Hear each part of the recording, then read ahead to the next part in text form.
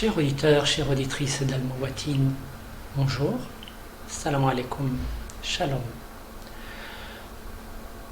Après avoir examiné les fondements des trois derniers monothéismes au cours des précédentes émissions, à savoir Dieu, la place de l'homme dans l'univers, la relation de l'homme à son créateur, la prière et ses degrés, une lecture adulte des prophètes, je vous propose de nous pencher sur les dysfonctionnements, les maladies, les pathologies, dirait un médecin, qui peuvent survenir dans une tradition apportée à l'humanité ou à un peuple par un prophète ou plusieurs, après que celui-ci ou ceux-ci ait quitté notre monde.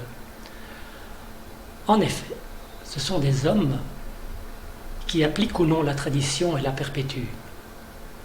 Et tout comme le corps sain peut tomber malade, la pratique de la tradition par les générations successives peut voir apparaître des déviations par rapport à l'enseignement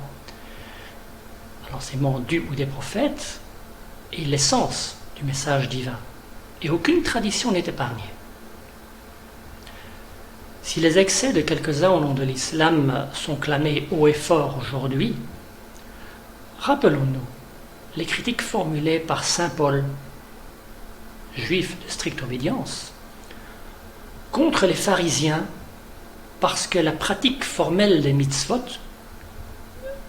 c'est-à-dire les commandements de la Torah, qui sont au nombre de 613, ne va pas de pair avec la vertu. L'apparence de vertu ne fait pas la vertu.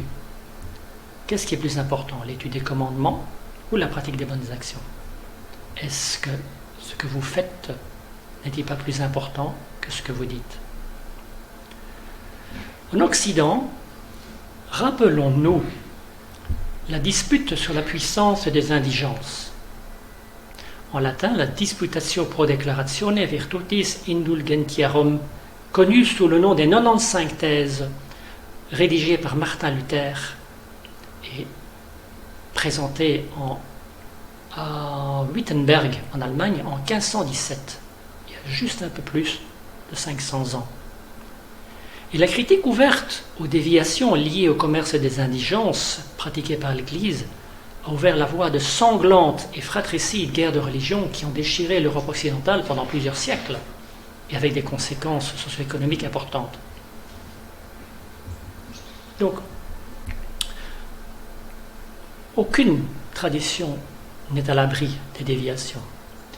Et pour illustrer ces déviations, nous prendrons de la tradition musulmane une parole rapportée par un des compagnons du prophète, qui s'appelle Omar ibn al-Khattab.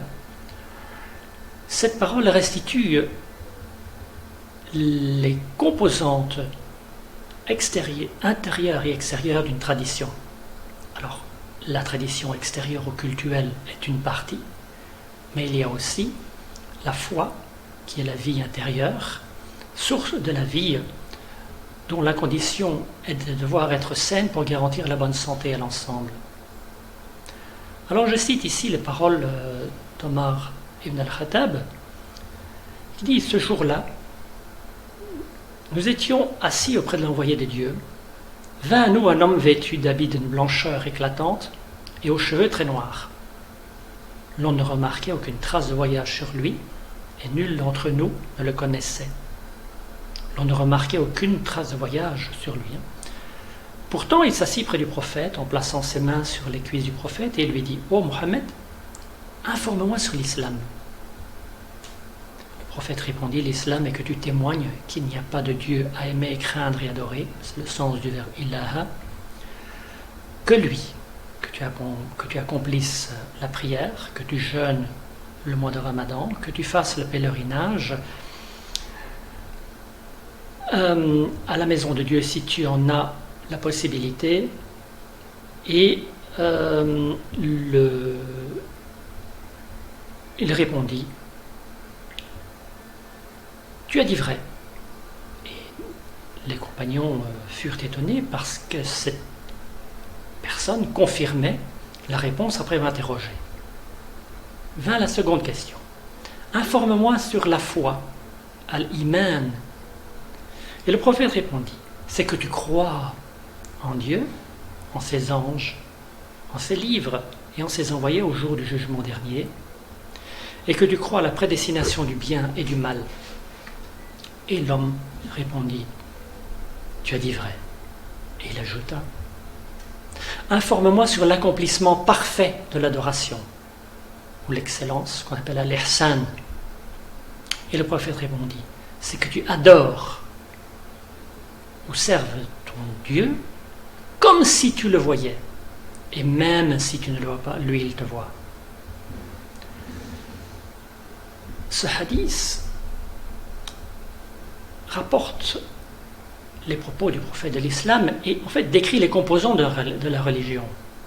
Toute religion dans sa version originelle, c'est-à-dire à la source du message apporté par le prophète, se divise en une double composante, rituelle et cultuelle, et spirituelle et intérieure. Cette dualité intérieure et extérieure se trouve en islam dans les trois composantes fondamentales qui sont à l'islam ou le rite, à l'iman qui est la foi, et ça c'est une gustation individuelle, un peu comme la chair du fruit, et l'ihsan ou l'adoration excellence ou le bel agir, est comme le noyau d'où pourrait sortir une nouvelle vie s'il est placé dans les meilleures conditions pour germer et croître. Et ces trois aspects s'interpénètrent à l'image d'une orange, où la partie intérieure et extérieure coexistent et sont nécessaires l'une à l'autre. Et cette intégration des composantes va de pair avec une hiérarchie.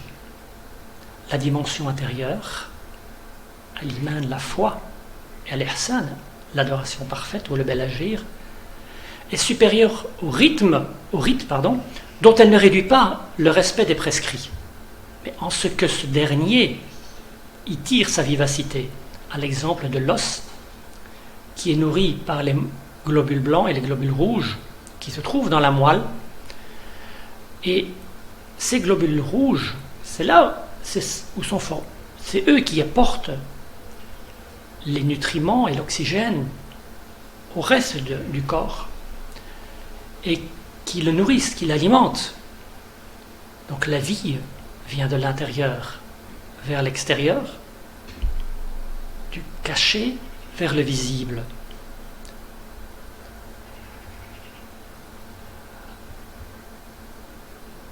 Et donc, chez les distraits, la vie à l'intérieur s'est étiolée, voire éteinte, parce qu'ils négligent de nourrir leur être spirituel suffisamment en quantité et en qualité.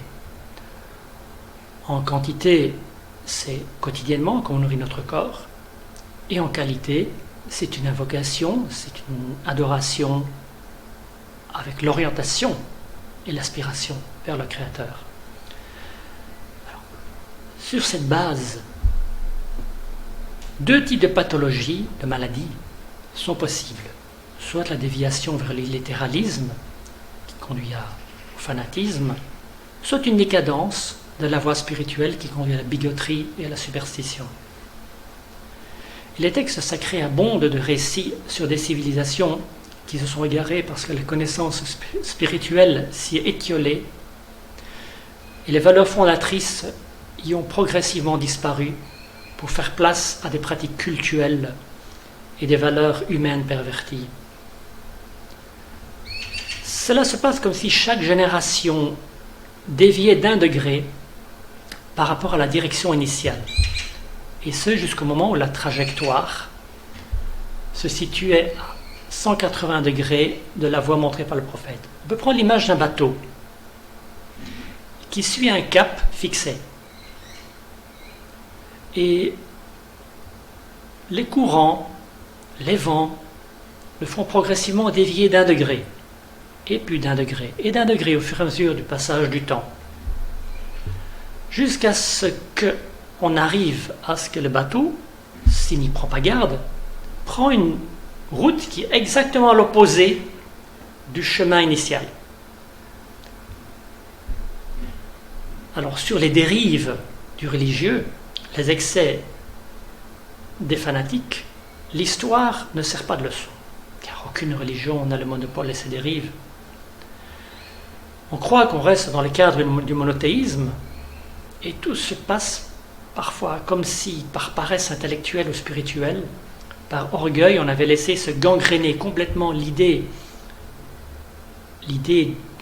épurée d'une relation d'adoration individuelle et collective au Très-Haut, et qu'on rechargeait cela d'une idée d'un Dieu guerrier, violent. C'est l'idée d'une toute-puissance terrestre et qui est éminemment humaine. Donc les déviations, les littéralistes, on pourrait expliquer ça par l'enseignement en provenance d'un grand pays pétrolier du Moyen-Orient et d'un autre pays d'Asie méridionale, par exemple, se caractérise par l'élimination de toute la dimension intérieure dans la religion, c'est-à-dire la dimension de la foi et de l'adoration excellente ou du bel agir, donc ce qu'on appelle l'iman et l'ihsan, et pour se fonder sur une interprétation littéraliste du texte, dénuée de toute réflexion humaine sur le Coran et la Sunna. La Sunna, c'est la compilation des actes et des paroles du prophète de l'islam et de ses premiers des compagnons qui l'entouraient. Ce faisant, la dimension intérieure, qui est la vie, qui est comme la moelle dans l'os, est réduite à un concept dénué de substance. Et dans la littérature, largement diffusée par ces écoles de pensée, on trouve de longs exposés sur le culte, ses conditions de validité, les interdits, les recommandations détaillées aussi. Mais les parties relatives à la foi et à l'adoration parfaite se résument à une ligne qui donne juste sa définition. Donc, ces deux concepts essentiels de la tradition et qui sont interpénétrés à la tradition, qui lui apportent la vie, comme la moelle dans laquelle sont formés les globules rouges, qui apportent l'oxygène et la nourriture au reste du corps, ne sont pas niés, parce qu'on parle de nombreuses versets du Coran et paroles du prophète font référence, mais en fait, ils sont confondus avec le rituel et les aspects extérieurs. Ceci a pour conséquence essentielle de réduire la foi et l'adoration parfaite à un modèle extérieur. Et donc pour ces idéologues d'un islam qu'ils qualifient de pur, le prophète et ses compagnons sont cités un exemple idéal à accomplir, mais uniquement dans l'extériorité et selon une compréhension spirituellement et intellectuellement appauvrie, marquée par leur culture aussi, et une interprétation très moderne qu'ils ont de ce qu'étaient vraiment ces modèles. Et donc on peut qualifier ça de conformisme religieux. De là découle la pression entretenue par les prêcheurs prosélytes de ces pays, que la foi augmente avec l'accroissement à la conformité à des références uniquement externes. Donc la longueur de la barbe, des pantalons raccourcis au-dessus des chevilles, le nombre de voiles que l'on met au-dessus pour les femmes, des gants noirs, Donc c'est l'idée, la foi est devenue disparue, est devenue un concept pour devenir un conformisme. Et les conséquences d'une telle vision politique et pratique suscitent auprès de ses adeptes la méfiance de tout ce qui ne correspond pas à cette référence extérieure, voire le rejet et les émules de ces écoles de pensée veulent, entre guillemets, rectifier les erreurs dans l'ordre suivant et en vertu d'une tradition prophétique qu'ils ont déformée, interprétée à leur avantage, par la main, corrigée par la main, et dont la forme extrême est la violence. ou par la parole, et ça c'est le prosélytisme et les prêches, ou à défaut le cœur. La réprobation intérieure qui est entretenue au jour le jour suscite l'intolérance de tout ce qui ne correspond pas au modèle extérieur. Mais le plus surprenant de cette vision prêchée par ces écoles qui exportent ce modèle via leurs missionnaires, qui est enseigné dans les écoles où viennent se former des étudiants de différents pays du monde arabo-islamique ou d'autres régions même, et aussi par l'intermédiaire de millions de musulmans qui se rendent chaque année dans les lieux saints et qui ensuite, après s'être abreuvés d'un discours de ces prêcheurs, retournent porter cette parole dans leur pays d'origine. En fait, cette vision appauvrie, cette vision pervertie, pourrait-on dire, conduit à l'incroyance et l'agnosticisme. En effet, cette vision donne l'image d'un Dieu assis sur des nuages, un Deus absconditus, comme un Dieu démontrable par les mathématiques, pour Descartes. C'est une vision littéraliste d'un Dieu transcendant, comme l'image d'un Dieu dans les nuages, mais on oublie l'immanence, c'est-à-dire un Dieu présent dans la création tout autour de nous. C'est un Dieu abstrait avec lequel on n'a pas de relation. Et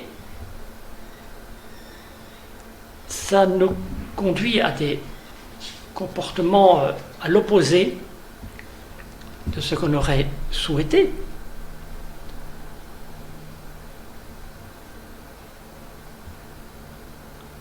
Par ailleurs, on peut trouver un autre type de déviation dans les groupes reliés à ce qu'on appelle le culte des saints.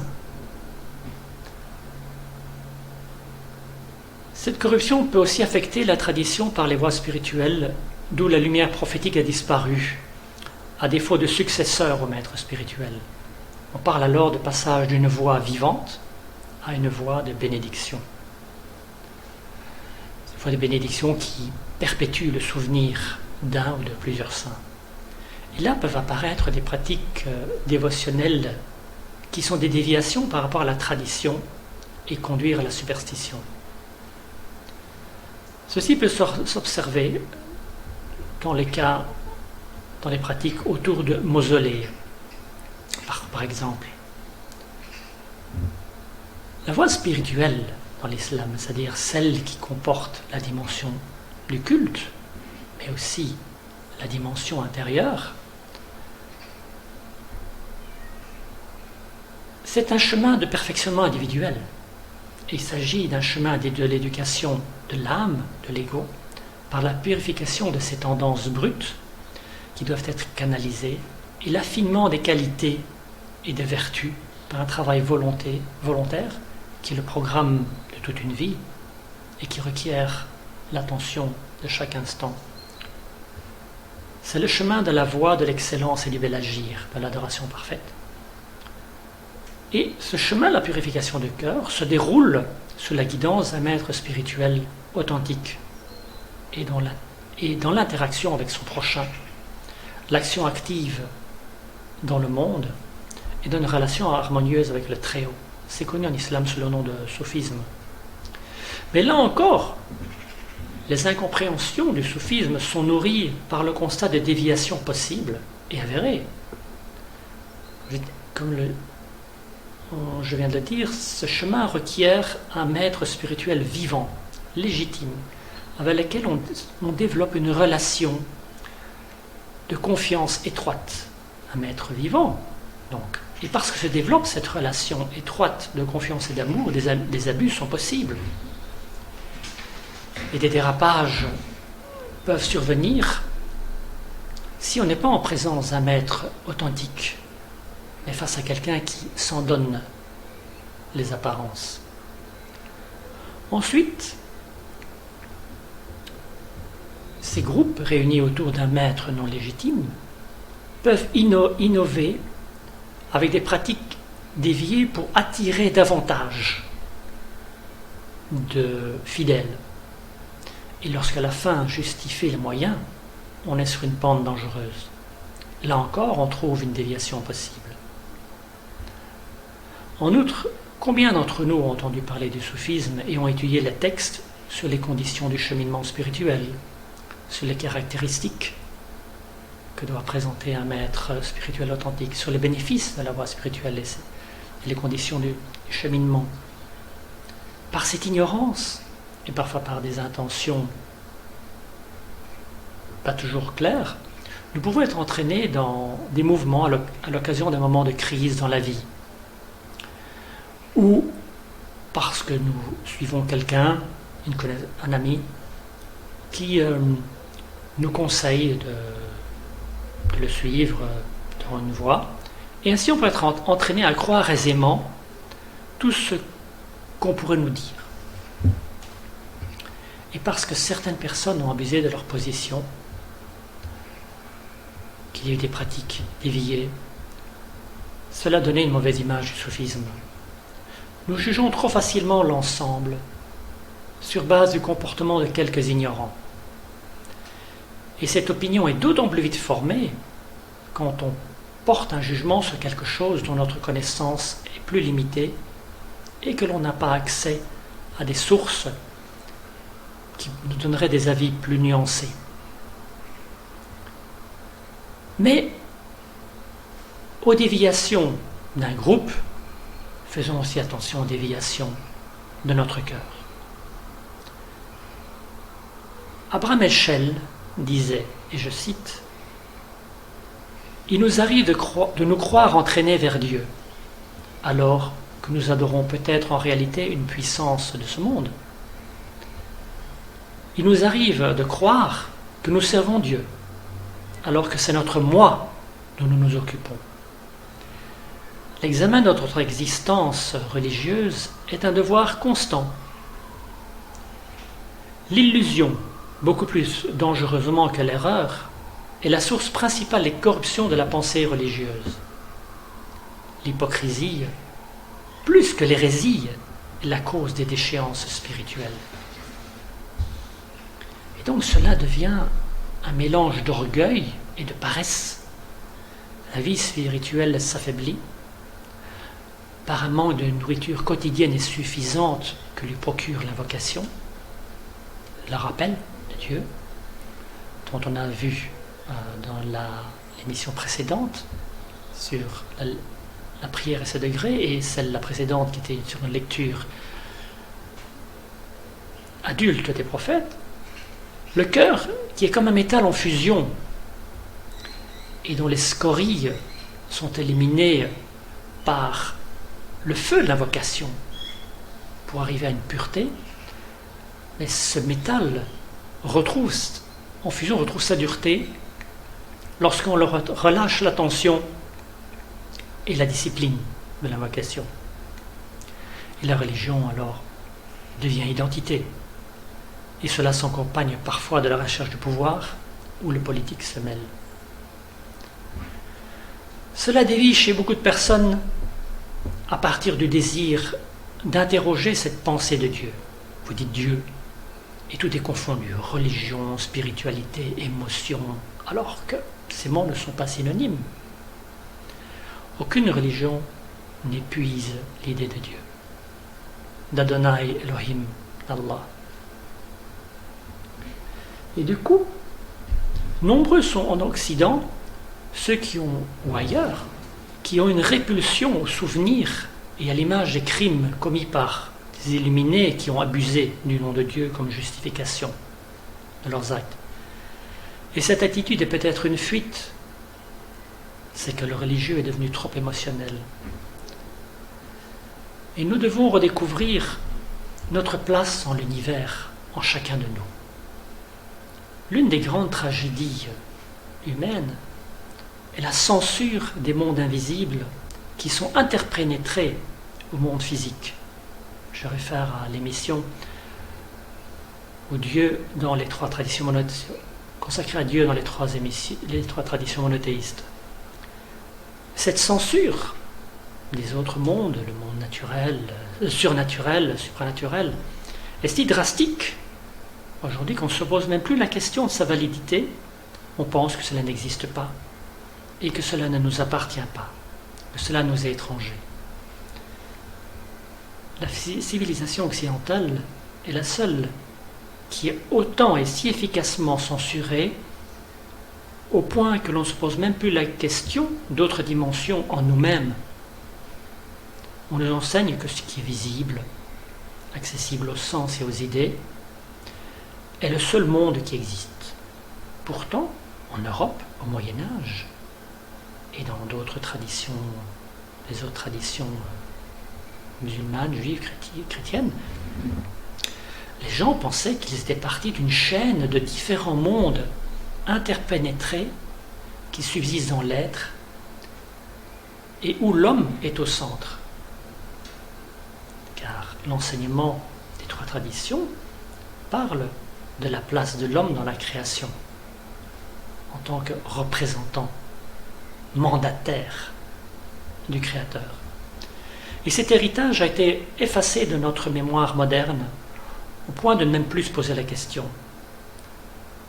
Pourtant, nous avons été aveuglés. Le monde visible autour de nous ne représente que 3% de la galaxie. Les astrophysiciens, les cosmologues parlent de matière noire, d'antimatière et d'autres choses qui constituent 96% de l'univers. Et donc les mondes naturels, surnaturels et supranaturels qui sont interpénétrés dans l'univers, c'est ce qu'on appelle le macrocosme, et c'est aussi interpénétré à l'intérieur de nous, ce qu'on appelle le microcosme. Cela appartient à notre image, à notre héritage humain et notre potentiel. Comme les enseignements traditionnels parlent d'une analogie entre le microcosme et le macrocosme. Et ces mondes intérieurs, que l'on semble avoir oubliés, sont en nous. Et le lieu de ce voyage vers lequel l'homme est appelé, ce voyage vers le Créateur, est dans le cœur. Et je prends une parole de saint Augustin qui disait « Au lieu d'aller dehors, rentre en toi-même, c'est au cœur de l'homme qu'habite la vérité. » Et reprendre contact avec notre conscience divine, établir une relation avec lui, avec le Très-Haut, reconnaître l'existence de ces mondes intérieurs et de notre nature divine. Il nous appartient, c'est notre responsabilité individuelle, de redécouvrir notre monde intérieur. Et ceci pour nous permettre d'être nourris des énergies des mondes intérieurs et de ne plus être étrangers dans ce monde et d'avoir l'illusion d'un pouvoir, d'une force sur la nature, jusqu'au moment où un cataclysme nous ramène à notre réelle dimension. Et donc nous avons oublié tant. Nous venons sur cette terre comme pour un temps limité, comme hôtes. Et tous ces mondes sont interpénétrés. Et Dieu est partout, dans le vent, le ciel, dans le sol, même dans la ville, dans le vent, dans le soleil, la succession des jours et des nuits. C'est nous qui nous sommes appauvris. Et il y a plusieurs moyens de redécouvrir le Très-Haut dans notre quotidien, dans la création qui nous entoure. Je pense par exemple à Jan van Ruysbroek dans les 7 marches dans l'escalier de l'amour spirituel, ou la pratique de la présence de Dieu du frère Laurent, un moine français du XVIIe siècle. Malgré les limites du quotidien et de ce monde moderne, beaucoup de personnes ont effleuré le divin. Et même parmi ceux qui n'ont pas encore eu cette grâce, il en est qui souhaitent davantage de sens à leur vie, qui réclament une expérience directe. Passez les livres. Un saint musulman, Jami, disait « Pourquoi écouter par un intermédiaire alors que vous pouvez entendre l'aimer parler directement en vous ?» c'est donc redécouvrir ces dimensions intérieures qui nous ont été privées, censurées, vers lesquelles nous devons chercher. Et dans le monde spirituel, on découvre l'amour. L'amour est la matière première de la création. Mais il y a ce voile qui nous empêche de le percevoir. Et on cherche l'amour partout sans savoir qu'il est autour de nous. Et donc la plupart des gens vivent dans cet état d'ignorance, mais on aimerait arriver à la mort et pouvoir dire « j'ai vécu et j'ai aimé ». Sur ces paroles qui invitent à une réflexion, je vous souhaite le meilleur et espère vous rencontrer dans la meilleure forme dans 15 jours pour une prochaine émission. D'ici là, que tout aille bien. Bonne journée. Salam alaikum. Shalom.